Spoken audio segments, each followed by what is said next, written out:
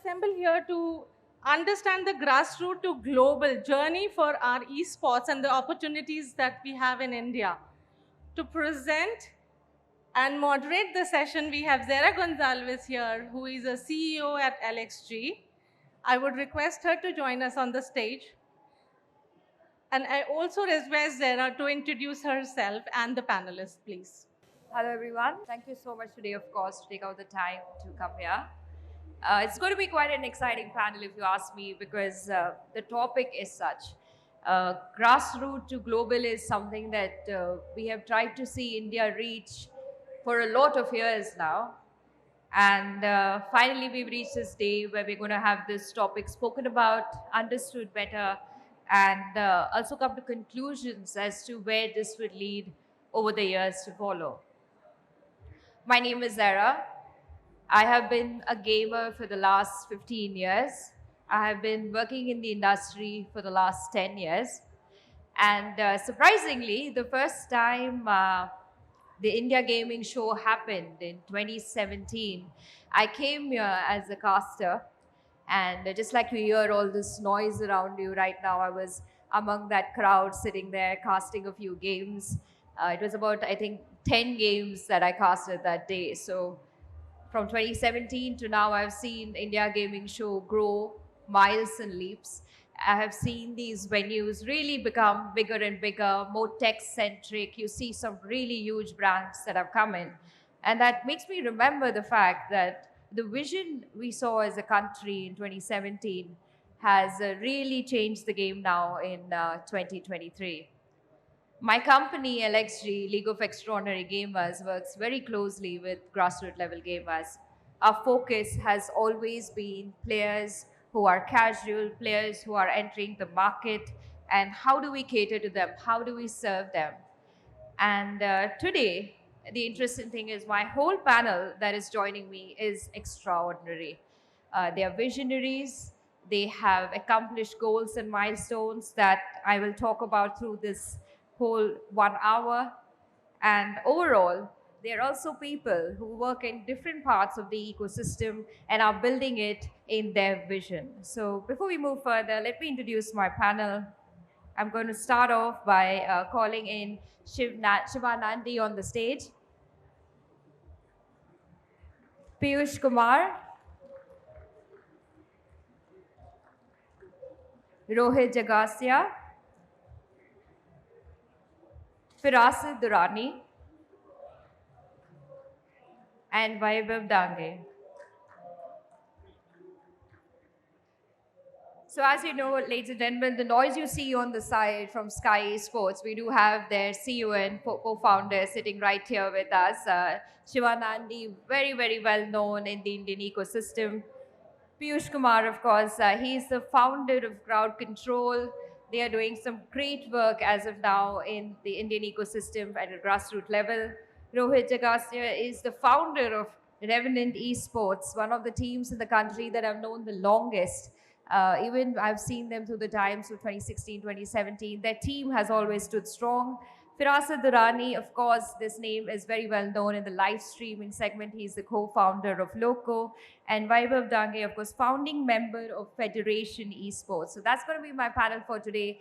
I'm first going to take a few moments to let each of the gentlemen kind of introduce themselves one after the other, to give you a brief about themselves and what they represent with their company. Piyush, would you like to start first? I am Piyush, the founder of Crowd Control Esports. My journey with esports dates back to about 1997. That's when I was 8, and my first interaction with esports happened with a title called Quake 3 Arena and Unreal Tournament. From there on, it was love at first sight for me. Across almost 20 years, I've picked up different elements of skill, of learning through esports. And I've definitely been, a very intrinsic part of the community. So when I started Crowd Control Esports in 2020, after leaving Microsoft, my vision was to build India's esports ecosystem to provide opportunities for the communities that I missed out on, because maybe I was early for my time. Having said that, what we've done extensively is we've done tournaments across genres. So while most of India has been focused on battle royale as a genre, crowd control esports has done tournaments and events across genres, and we've curated different sets of IPs for different titles.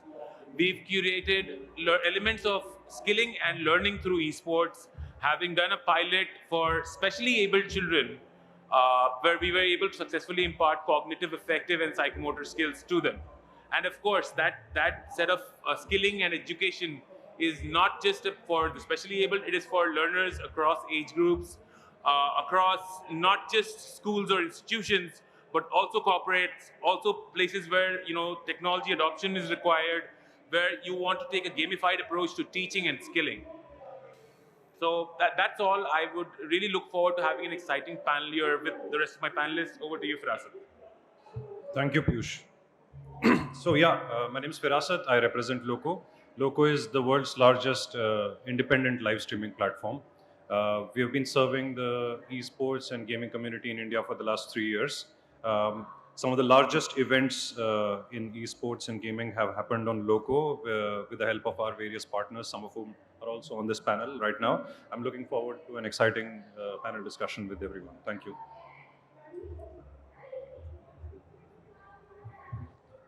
Hi, I'm Vaibhav Dange. I represent the Federation of Esports Association of India here. We have been working from last few years, particularly focusing the players in the whole ecosystem. So Federation primarily represents the players and the various aspects of players' well-being in terms of their exposure, their training, their larger skill training, and post well-being. So we have been doing a lot of grassroots level tournaments from last year or so, and some of our partners are here. They have been partnering with us and organizing a lot of these grassroots tournaments, primarily into the universities, colleges, and with a very good response. We are also working on creating the players database, players registration, and the whole ecosystem. We are working closely with the government on the policy aspect of the whole esports ecosystem. So look forward for a very good conversation and maybe a good learning experience for us as well. Thank you. Hi, I'm Rohit Jagasha. I founded Revenant Esports. We've been one of the youngest esports teams to actually, field around 8 rosters currently in India. We've been competing in titles like Valorant, Free Fire, BGMI, Brawl Stars, just to name a few. We've also been, we've been partnering up with brands like Puma, AMD, Cybart, and just to mention a couple of brands. Apart from that, we've been we've been a mobile first esports organization, and currently we've been getting into the whole PC ecosystem. With obviously being a mobile first esports organization, our we want to focus on the Indian region, but we also have global aspirations. Again, we are looking forward to having like a good discussion. I'm Shiva. I'm the founder and CEO of Sky Sports. So I'd like to give some background about me, because few know about me, few does not know. So I started my career as a game producer and game developer in game development studios, and then I started my own game development studios in Chennai, and we developed several hyper casual games and lot of games. And then we in 2018 we ventured into esports, and that time it was so potential, and we want to build esports ecosystem in India, particularly in south side. So that time in 2018, the esports was predominantly dominant in the central side, so we want to focus on the south. So we in 2018 we focused the state level tournaments. We associated with the IIT, Christ University colleges, and partnered with the state governments and executed tournaments in Tamil Nadu. We did qualifiers in Tamil Nadu, Karnataka, Kerala. So the 2 years we focused on the grassroots level, And the time the COVID pandemic situation, we don't have any option, so we get into the central level. We started to focus on national level esports tournament, and the blueprint, the framework, what we executed in South India, it's worked very well in India because there is a huge gap, and there are biggest TOs are in the industry that time, but there is some gap. So we just came and filled that gap, and we got great response. And then we got investment from Jet Synthesis, and then in 2020 and 2021 we did several tournaments and we built our own IPs. That's a primary thing, the primary USP of Sky Sports. The white label and services are part of thing, but we always used to build our own IPs because that's make more sense for me personally. And then like we did associated with Riot Games, Craft, and the Pokemon company. A lot of publishers we officially associated and executed several first party tournaments and grassroots level tournaments, and everything goes good so far. And then recently we expand to Southeast Asia, and we did a female only esports tournament for MLBB in Southeast Asia, and we got great response. Everything going good so far. Let's see. Thank you so much to my whole panel. That was a wonderful introduction by all of them. Of course, the whole panel will be up for a special Q&A at the end of this. So if you do have specific questions that you would like to ask them, please wait by the end of the session. So getting into our subject, right? What is our subject for the day? It's grassroots to global. What do we mean by that, honestly? Uh, in the recent years, we've seen that the Indian ecosystem has really boomed. And I mean by that when you look at the grassroots level gaming, we talk about players who are not just from tier one cities of our country, but smaller cities, towns, villages, every part of India is now playing video games. And majorly because mobile usage has increased to such a high capacity. Now, keeping that in mind, today our discussion is going to revolve around the different strategies that we could use to capture this market. What are the skill gaps do we see in this market? How do we fix the problems that we see in this market? The other thing we got to talk about very specifically is we're going to deliberate on what is the role of various players in the ecosystem, from the esport organizers to team owners and of course game publishers. How are they going to capitalize on a market that's so huge?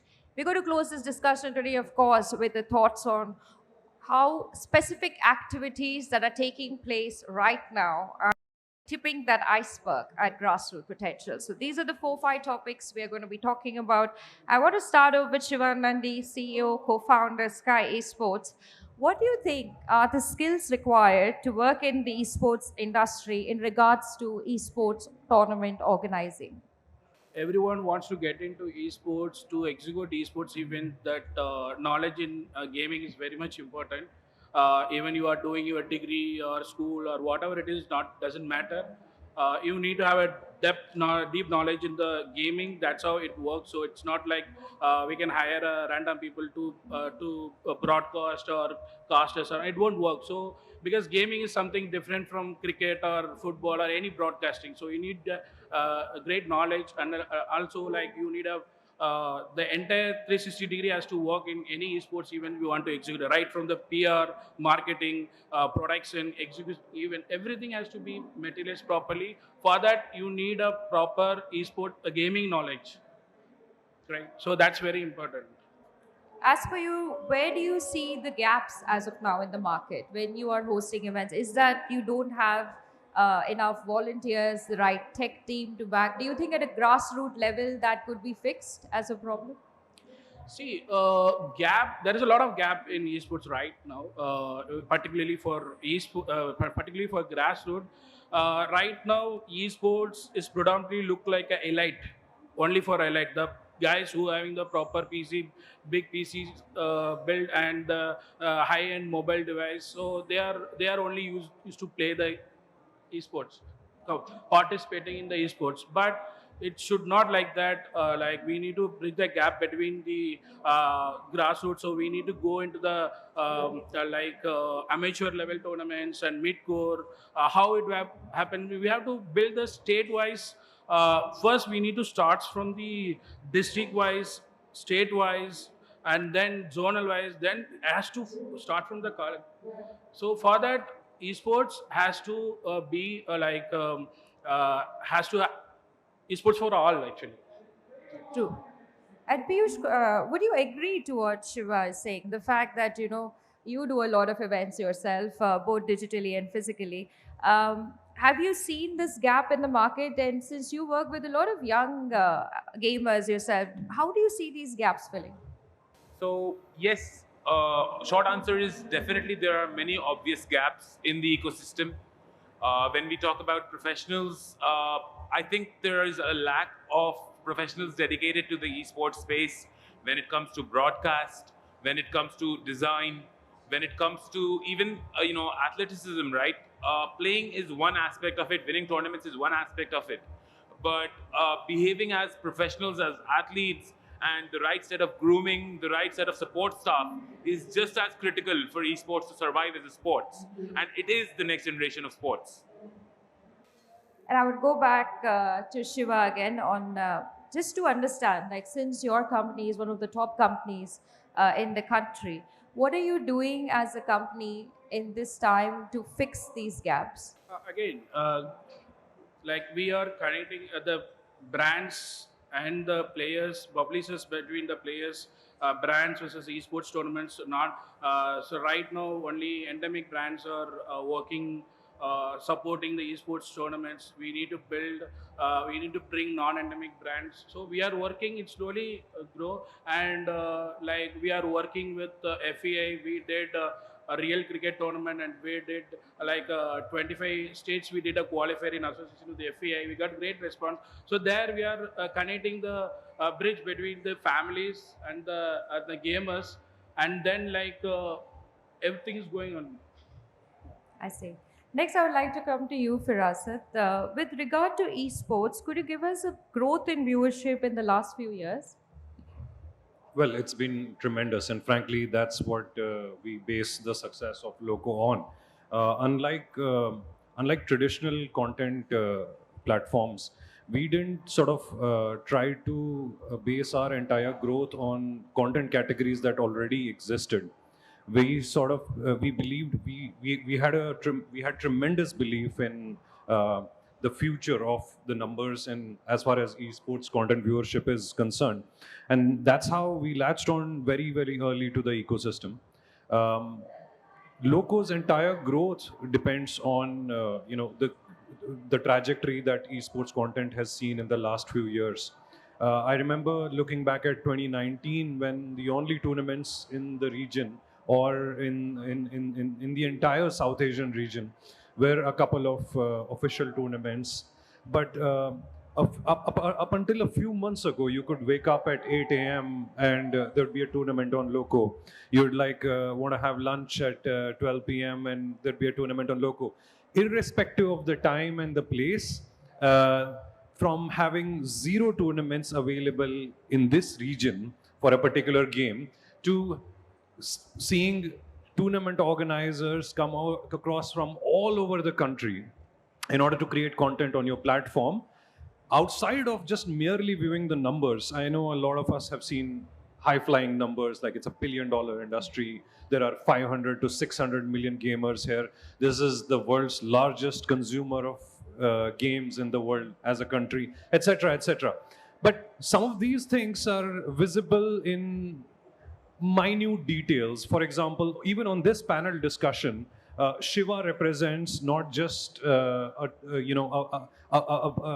growing set of tournament organizers in this country, but also represents the kind of regional importance this content has gotten. I believe Shiva did one of the earliest Tamil streams, and from there other people got the idea of doing Malayalam streams, Bengali streams, and I've just been surprised at the kind of niche growth these categories have seen. So outside of just looking at the numbers, these kind of reports throw at you generally, on an esports content broadcast platform like ours, it's usually visible in the growth of tiny and small pockets that are regionally based or language based or things that are like completely springing out from communities that were not known before. And I've always been extremely inspired by seeing these growth curves come out, seeing new communities gang up and start supporting their favorite esport teams.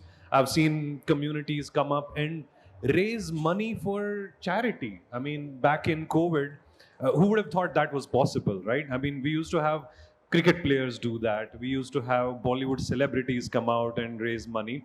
Right now, there are efforts to do the same for even far off countries like Turkey, which have unfortunately been hit with a unfortunate earthquake very recently.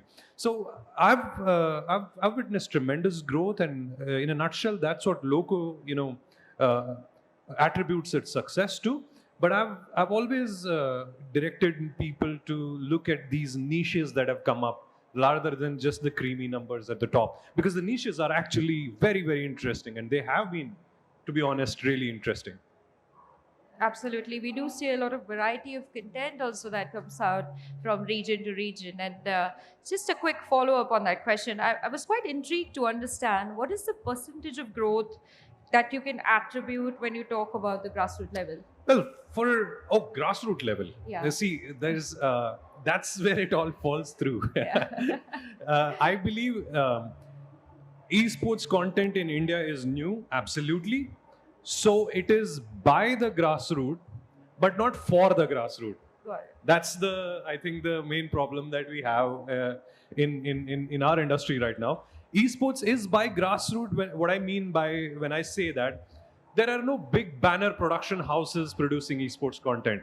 There is not like Yashraj Films doesn't have like an esports Dharma doesn't have any, like none of the big studios that produce content for TV or for any mainstream media have an esports wing in them. A few have created some efforts in this regard, but right now some of the best esports content in India is created by people who have originally been in the community from many years and are still connected to the grassroots and here have their ear to the ground. I mean, I can literally remember Rohit is like, he called himself a new team as well, because Yeah. frankly, there is no history to any of us. 3 years down the line, we didn't even exist, all of us. So we're all grassroots in a way. So esports in India by that way is by the grassroots, but it is not for the grassroots. What I mean by that is we do not create content for the lowest common denominator. We want to create content for the biggest esport fans still. There is still an alignment to create a game for the most hardcore players versus the less hardcore gaming consumers. There is still an alignment to create content for the biggest fans rather than the mainstream audiences of India who would have enjoyed some mainstream filling of content on this. Now, it all sounds like I'm making a lot of complaints, but like last year we tried fixing this. We took some of our content to television as well, but unfortunately TV didn't. TV had way less numbers than what we did digitally on our platform. So it still looks like the grassroots not actually really ready for it yet. Yeah. And I think that's where the policymakers will have to come in to sort of help us get into the grassroots so that esports can be by the grassroots and for the grassroots, which is not right now. Yeah. For now, we are just sticking to by the gamers for the gamers. That's what I got from the whole thing, which is really nice. Piyush, moving on to you. Now, as a fact that the mobile gaming has moved into towns, cities, villages. You have taken initiatives of your own. And I want to understand what are the strategies required on a grassroots level to grow the gaming ecosystem? Thank you so much once again there. So I think we have to have a multifold approach to tackling the challenge of developing the esports at a grassroots level in India, for the reason that one, we have the second largest population of gamers globally. After China, it's just us. To tackle a beast of this size, it has to be a structured approach where there is a conversation around awareness, there are conversations around skill building, there are conversations around regulation, There are conversations around creating national level programs for qualifications for selection of athletes from the esports industry, from the grassroots, nurturing them to create global title winning teams. In fact, that's our vision and mission at Crowd Control Esports, to build global title winning teams by creating esports at the grassroots and building on up from there. In terms of specific programs we should look at creating, just like we have for sports, right? We have national selection camps, we have tournaments, and it all has to start at the basic level, at the school level. Popular in India when it was introduced into the educational curriculum, whether as a vocational course, but it was introduced. There was that recognition, there was that acceptance. Prior to that, everyone said that padhoge, likhoge, banoge nawab, kheloge, kudoge, banoge kharab. So that mentality changed. Today, in the last couple of years, there's a very interesting example all over the internet where in August of 2019, the World Health Organization said esports is a disorder. And 6 months later, the same writer, same publication said, the WHO recommends playing esport as it's a very good social pastime. Now, you see that approach changing in just a span of 6 months. And that's what it is about. Because people don't know, because people don't understand, they will criticize. They will say if you play a shooting game, it makes you violent. No, it does not. Does giving your child a pichkari on Holi make them violent? No, it does not. It's just about understanding it, accepting it, and understanding the skills that esports imparts. For example, we have created a proprietary curriculum called the Skill Cap curriculum, which focuses on cognitive, affective, and psychomotor skilling. This is not just for players or athletes, it's for learners of all ages, across age groups, across not just students, but we're speaking to banking institutions, we're speaking to corporates, we're trying to create skilling programs for them as well. And that is how we will take esports from grassroots to global. That makes a lot of sense, Piyush. Moving on, of course, I want to talk to Rohit now. Uh, you have the experience of working with esports athletes globally, is what I would say. You have worked with them, you understood them, and you've also seen the pros and cons of being an esport athlete, how it affects their lives, how it affects you as a team owner. I want to understand from you if you could share some strategies that help facilitate the growth of the Indian ecosystem at a grassroots level. So globally, I don't really have too much experience. So we've had athletes from Southeast Asia, basically Indonesia and Philippines, and most of them are from India. We worked with a couple of athletes in the Call of Duty space from Australia as well. I think the work ethic between Southeast Asian players and Indian players is currently, there's a big difference. I mean, at least from the experience that I've had with my teams, I think Indian players here are more driven by the salary and the brand deals and the deliverables that they get from an organization. However, with Southeast Asians, that's the reason why we actually introduced two of the top Southeast Asian talent in our Valorant team, and they are more result oriented. So that is one major difference that I see when it comes to Indian talent and Southeast Asian talent. Apart from just that, we had an Indonesian team that played Apex Legends for us. They were with us for around 3 months, and their work ethic was so great.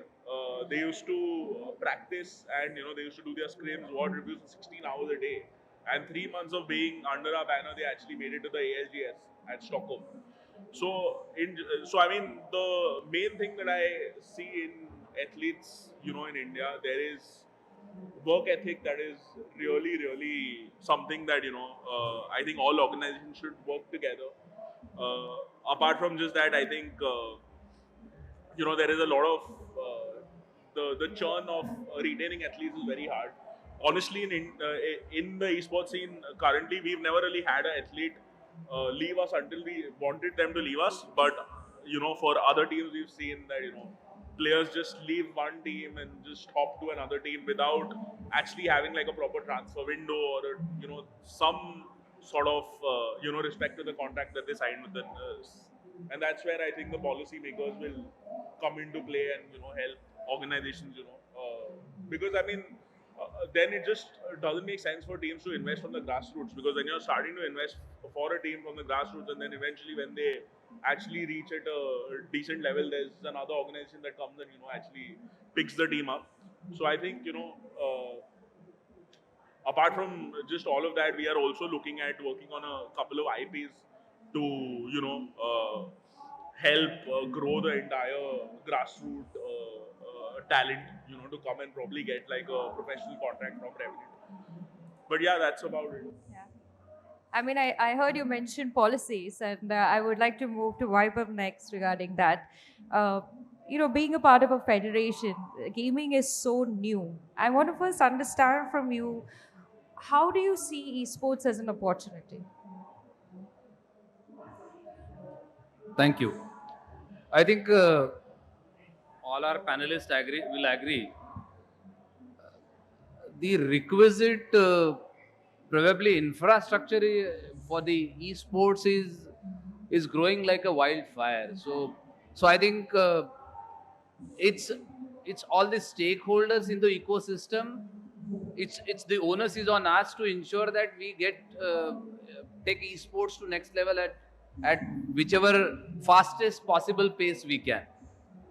And I think, for example, we have more than 100 billion smartphones available today. 5G is reaching to most of the cities. In the smallest, probably villages and tehsil places, we have internet connection available. So I think the infrastructure is ready. And as somebody said that, how do we take it to the grassroots? And probably going to grassroots addresses the lot of other problems which some of my panelists has mentioned. For example, unless we have a huge, we increase the pool base of the players, for example. And when we did some experiment in last 1 year on the university gaming, competitions at university and college level, the response has been phenomenal, both in terms of reach and the viewership and the interest shown by the players. So I think that is something which is required. And as somebody has mentioned, whether it is about ensuring that how do we retain players, how do we respect contracts, how do we ensure that our entire ecosystems work in a sync with each other and not are arguing or in contrary to each other. I think of course, organizations like us will play a role in ensuring or convincing government to come up with the right policy framework. And probably we have been, I would not say 100% successful, but we have crossed few, miles in that direction. And government has announced the definition of sports, esports, fantasy gaming. Government has taken over a drafting of regulations for everybody. More than the regulations, the ecosystem for everybody. Role of SORs, SROs, and everything is being defined. I think one more aspect which all of our stakeholders will have to play is to how do we ensure that there is a lot of positivity about esports. Yeah. All of us will agree that there is a lot of apprehension about esports among the parents which are not actually playing the games.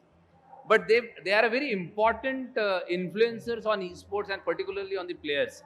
So how do we, look at that and ensure that there is always a positivity? Because what happened in few of the states, for example, the entire online gaming was banned just because few games or few, in the ecosystem were not really in tune with what society or the government intended them to do. So I think then onus lies more on all of us to ensure that the positivity of esports and the advantage. For example, we suggested government that we are working with international global to learn from the global experiences and develop some skill module for the players, for example. And how do we ensure that ideally esports player, most of you will agree with me, by the time they reach their 27, 28, they are almost on the flag end of their playing career. Whereas in normal circumstances, your career starts at 25, 24, 30, 26. So how do we ensure that their career as a player going down, how do we create an ecosystem where they have enough opportunities available? So then the whole negativity about esports can be addressed looking at it. For example, one suggestions we gave that can we train our players post probably their once they reach their peak on handling lot of for example drone operations, because it is which is probably the extension of what they do on the esports. And there is a huge amount of applications happening on drone area, whether it is deliveries, whether it is monitoring, whether it is agriculture, security, whatnot, or for that matter robotics. So all those aspects need to be looked at, and as I said, as a federation, we are trying to look at from the players perspective. So probably all of us are playing one role or the other in the ecosystem. For example, they are ensuring that it reaches to the larger audience. Somebody is ensuring that they create teams which play competitively at local and global level. Somebody is creating games, somebody is creating tournaments. So I think everybody has a role to play, and the only challenge is we should be sync in our direction and our vision. So if we look in same direction with a common purpose and objective, and that purpose has to be a bit larger and longer purpose, not only about I doing well or my team doing well or my section doing well, but larger ecosystem of the esports works for us, whether it is players, whether it is gamers, whether it is game developers, whether it is platforms like theirs, whether it is team owners, tournament organizers, and I think everybody has an important role to play. It's like a huge machinery. Even a small part of the machine not working will not give you desired output. So probably everybody has to work together in sync in a larger objective of ensuring that the esports, which is anyway going to take catch the minds of our young population. So if we work together in a right objective, then probably that could be advantage for us than the disadvantage. Absolutely. That is, so it totally means a complete 360 vision. And it's nice to know that that is your thought on this. It's really inspiring, honestly, because we're always hoping as people in the esports industry that we just pray, that the government kind of backs us, gives us the right uh, kind of model to kind of work with when we look into the future aspects. Because when you speak about games being banned, it kind of shakes everybody. It's not just the game publisher, the team owners the players get shaken, organizers get shaken, and that needs to really change. I feel that's like a really huge problem. Moving on, of course, I would like to go back to Shiva with the question that as of now, when you look at the Indian ecosystem, apart from esport company efforts alone, what do you think is required for India to go onto the world map?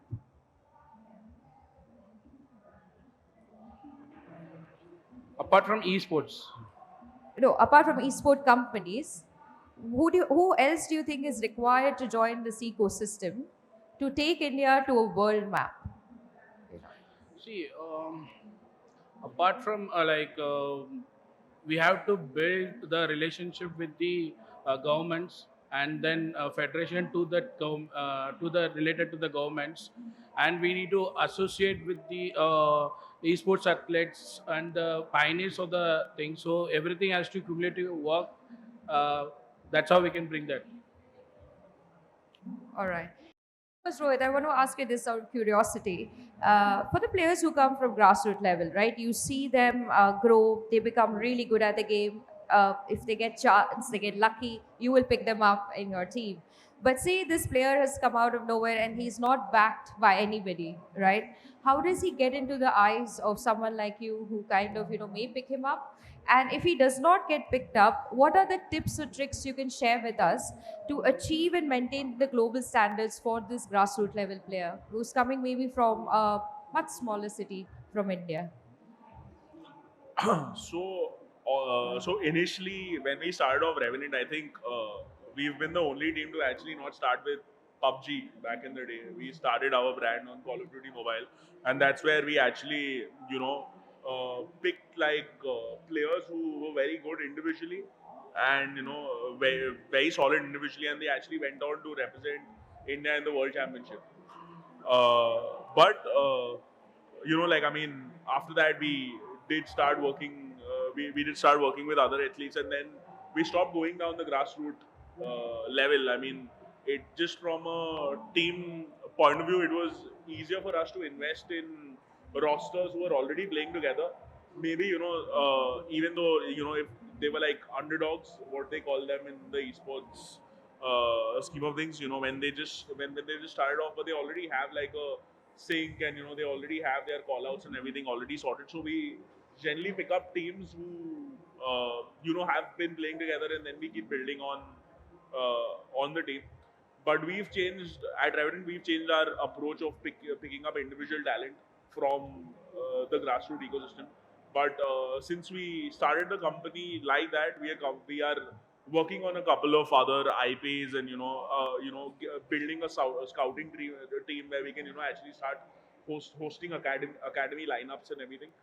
But for now, I mean, at the moment, since we are funded also right now, we just like to pick up a team altogether rather than working on grassroots talent. Perfect. Firasat, I would like to come to you with one of the final questions. I would also like the whole panel to answer this one after the other. We've discussed so many strategies today. We've understood what are the possibilities we can do from all the different stakeholders in the ecosystem. My final question to all of you is, knowing the strategies that we have all discussed, what do you think India needs to be on the global market? Do you think we have got everything correctly? Say in 2025, we could see India compete equivalent with China when we talk about gaming, when we talk about esports, when we talk about the backing, the support that's required?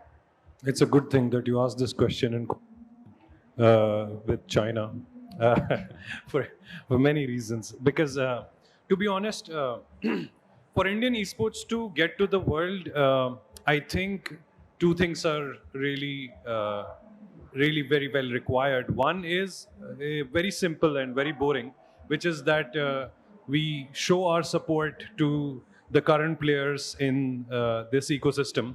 I mean, you ask this question to a panel where half of the panel's already taken Indian esports to the world. Yeah. Rohit has foreign teams, right?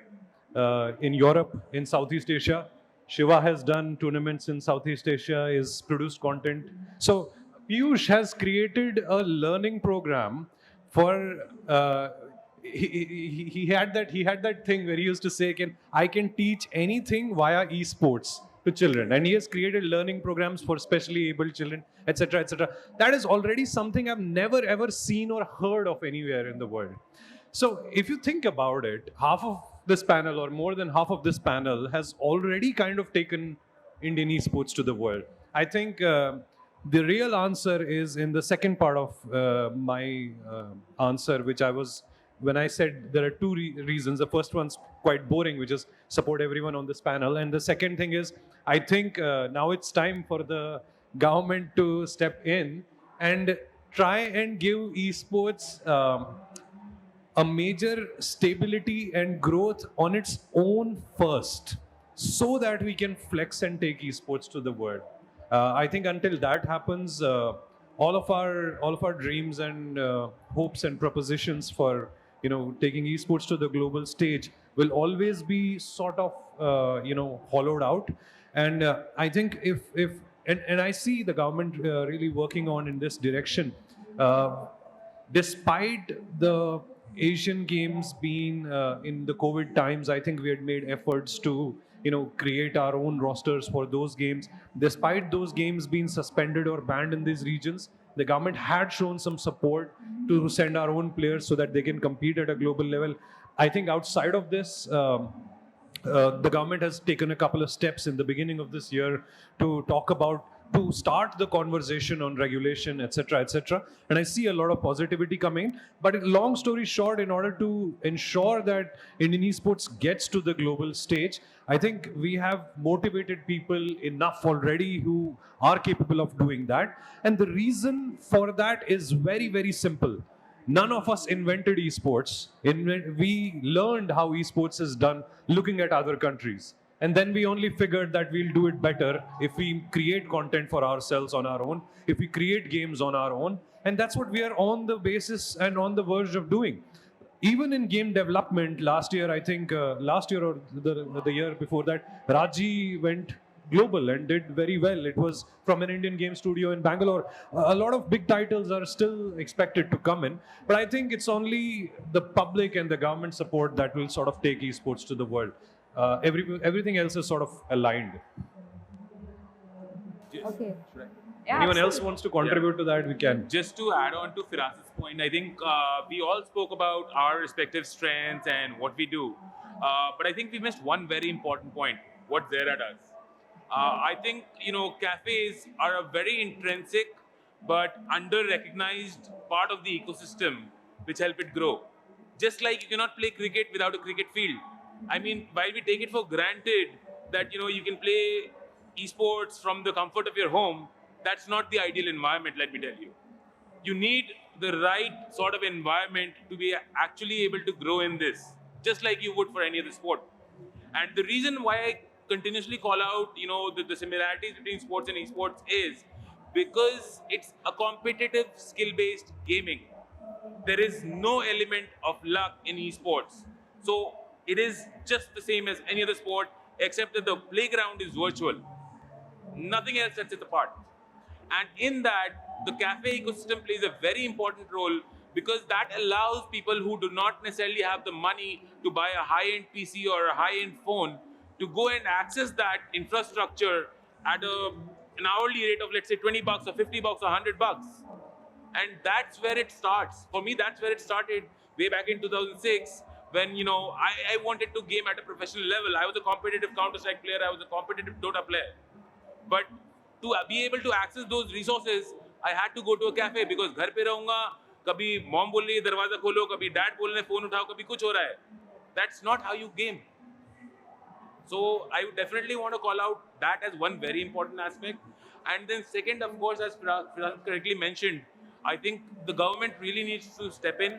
It needs to, it has already distinguished, but I think the lines need to be drawn more clearly between real money gaming, between fantasy gaming, and between esports to help us build and nurture the esports ecosystem unidirectionally, helping us create a global footprint from India for the world.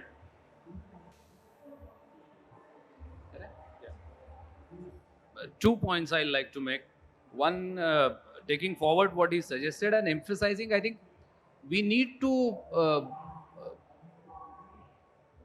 grab this opportunity to come up with a lot of Indian games.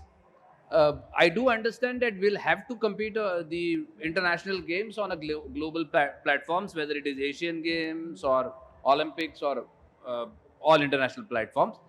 But look at our huge potential of players available in India. And there is a huge scope for a lot of state and national level games and tournaments where huge sum of competition money can also be brought in. So I think we need to look at this opportunity and develop a lot of games that comes from India. I think that opportunity, it may be sounding far-sighting right now, but there is a huge opportunity, and unless we start today probably, we can't dream of becoming a good game developer market here. That's one.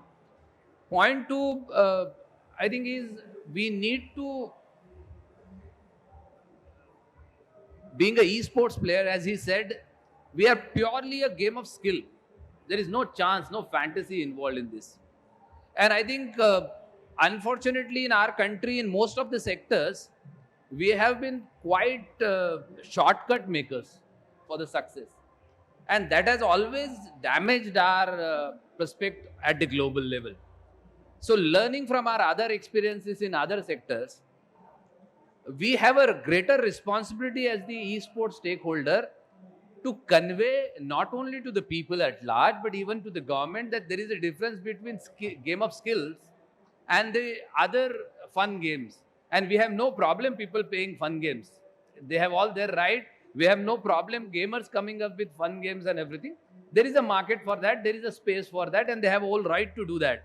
But there is the positivity of esports, and esports is a game played on a virtual platform. I think that is something which we need to work on for at least next few years to convince everybody in the stakeholder. Even the media, for example, you will find most of the conferences I go, they consider all online game in one definition, one platform.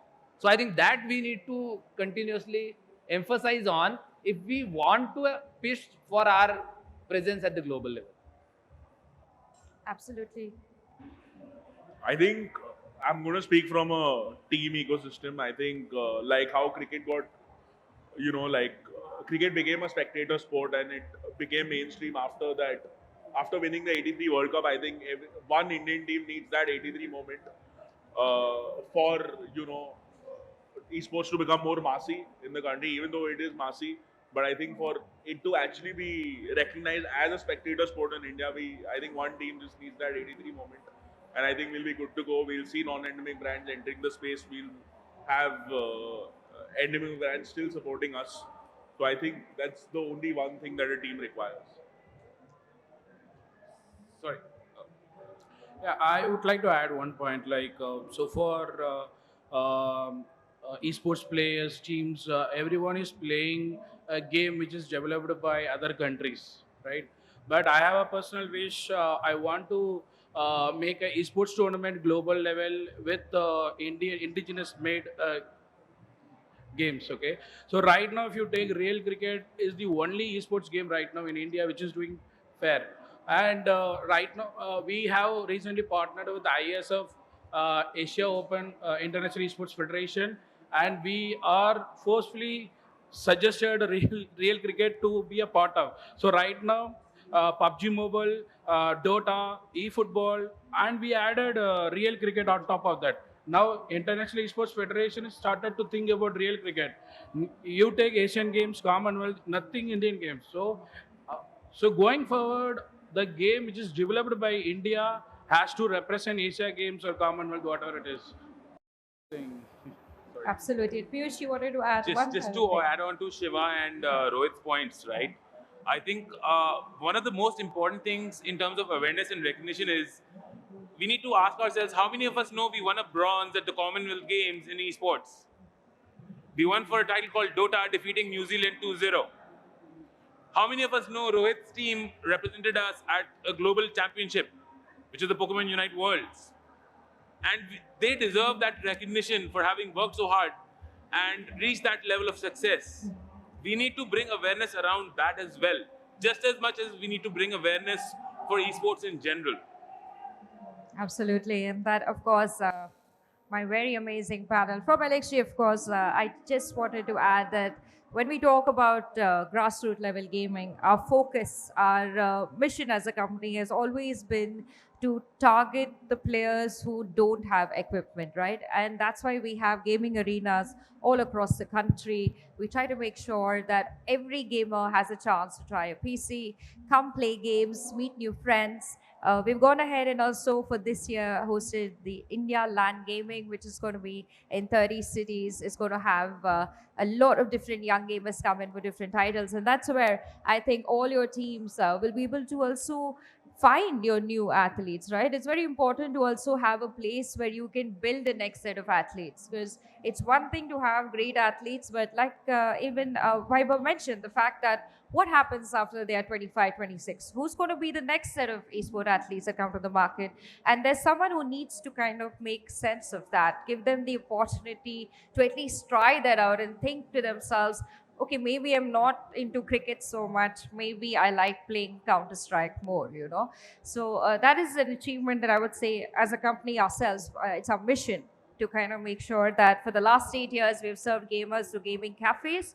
Now we kind of do it through esport tournaments in gaming cafes. And I really thank my panel today. I appreciate the time you all have taken out to come here and attend this panel. I would also like to thank India Gaming Show and CII for hosting this panel, and all of you today for also taking out the time to attend it. We're open for a quick Q&A for 5 minutes. I know we're already taken like 5 extra minutes of our time, but if anybody has any quick questions for the panel, yes, ma'am, in the front. Could you please give her a mic over there?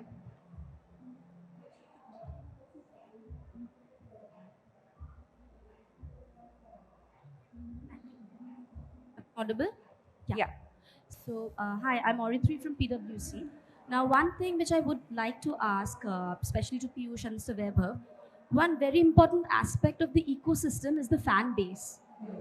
And how do we engage the fan base? Currently, the fan base in India might be a little unorganized. centered around some influencers. But what do you see? How do we engage them? How do we monetize them? What's your take on that? Thanks. Do you want that to be answered? By you and Piyush. I can also take that up. Sure. So in fact, that's definitely Firasat's area of expertise as well. But before I hand it over to him, just want to add, I think one of the most while engaging the fan base, we need to be conscious of the different types of content that we are creating. Because while a lot of us are content creators in some form or shape, we have to understand that entertaining content is one part of it. What about the skilling content? What about the training content? What about immersive content, most importantly? I mean, we're all doing classroom education, presentations, all that. What about 3D, XR, AR, VR?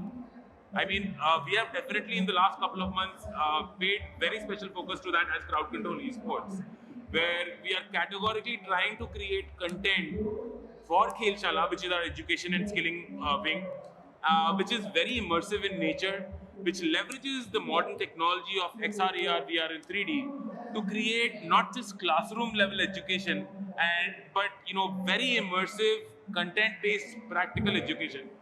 The way we flipped around the education system is we've made the content 80% practical and 20% theory. So that is, I think, one of the ways. I know your question is more from a video or content point of view, but even Khelshala, we're trying to make the learning more video-based, more immersive, and not just text-based.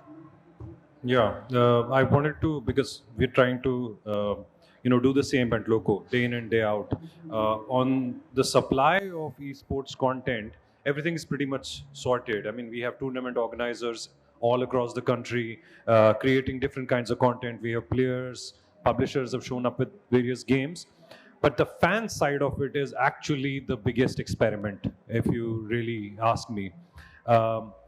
Consider the difference of the kind of engagement and fan experiences you have seen evolving in cricket.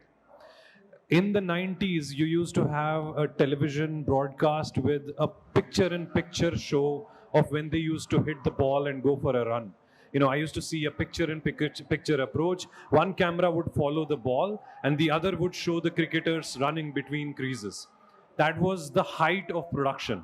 But then that didn't really grow the sport for us. How the sport grew actually is by creation of a next level fan experience by shoulder affiliations, right? BCCI gave rise to the phenomenon of IPL. IPL has created some unique fan experiences which we never thought were possible. Now, as I am in the stands or as a caller on TV, I can get online or on a hotline with a wicketkeeper and ask him how he's feeling about the match. And these are fan experiences that the television has kind of shown to us as to how they have created a difference for the experiences of fans. We never knew what a captain is thinking before. Now commentators just directly dial up the captain inside on the cricket field and ask him, what do you think? What's the strategy going to be for the next match? Now, we've learned all of this from the developed countries and their developed sports. But we see that there's been a clear focus on increasing fan experiences. And at the top of everything, the priority is always to try and bring the fan closest to the action as possible. If we are able to do that in a systematic manner, and if we are able to leverage technology, and if we are able to leverage community power in order to be able to do so, I think several of the most historic moments in the last few years that Indian esports have seen have almost all been fan-led. People have shown great compassion by being able to, touch a common person's lives. Esport players have shown up in support of their fans when, for example, if they've not seen a great time or if they have had complaints about something. So, in a nutshell, we need to make sure that we create an environment where we bring the fan as close to the game as possible. Someone was mentioning China over here, and Rohit correctly pointed out that India hasn't yet seen its 83 moment in gaming and esports. And I mentioned China because the live streaming and esports and all of the economy around esports started growing from 2011. At its height, there were about 800 live streaming platforms in China, but then they all showed up once in 2010. The Chinese national League of Legends team won the LOL championship, and they all wanted to come back home. Everyone wanted to see their game. Nothing was available, and then platforms showed up, sponsors showed up, fans showed up to support them. Now, even that phenomenon was created as a demand from fans. So demand drives the supply in every case over here. And in a nutshell, what I wanted to say is it can be done by technology, and the focus of that has to be to bring the fan as close to the action of the game as possible. I think that should solve it.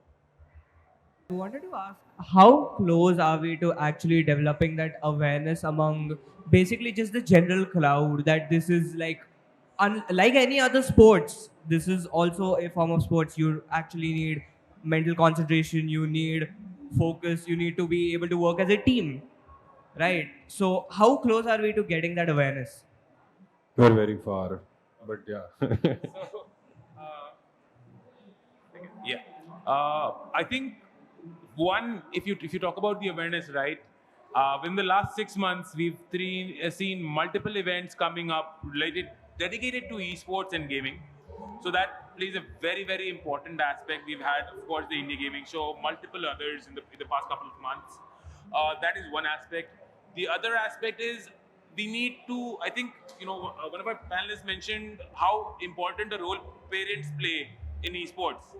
They are a very important, as I said, like cafes are an unrecognized member of the ecosystem. Parents are just as an important, a very nascent member of the ecosystem who play a very categorical role, because without parent support, we really can't get anywhere, to be very honest. And in terms of raising awareness around them, we need to create programs, we need to create shows, we need to create content showcasing what is esports, one, how it is not addictive, and if done right, what are the different skills that we capture or generate through esports, what are the skills we can impart, and the impact that those skills have in real life. So, one of the things I often say to parents I meet was, when was the last time you used trigonometry in real life? I mean, you've been taught it for over 3 to 4 years, right? Very few of us have. Why not teach something relevant which can help you? So, in the day and age of AI, right, remembering, understanding, and applying are very common skill sets. What we need to understand, adapt, is evaluating, analyzing, and creating. Creation has to be the end goal of education, where we are creating new things. Now, if we set this awareness to the parents, if we set that, we're teaching a child creation, I am pretty sure no parent will have a problem with that. The underlying message is, we have to set the right message, set the right context, and make sure everyone understands that, to impart awareness. Where we are in that journey, I think, we're still early, I would say. All of us, not just all of us, in fact, everyone in the ecosystem, in the industry is definitely trying to make their mark in terms of awareness. We've done as Firas mentioned, we've done a program called Life Shots, which was around raising awareness for COVID vaccination amongst the youth. Right, this was during the third wave of the pandemic. So programs like that, programs which create an awareness about the positive impacts of esports, are what are quintessential to making it successful. I hope I've answered your question. Thank you. Absolutely. All right then. So that was our panel. Thank you so much for joining us. Of course, thank you, gentlemen, yet again. Apologies for the delay. We did stretch another 15 minutes, but thank you so much and have a good day.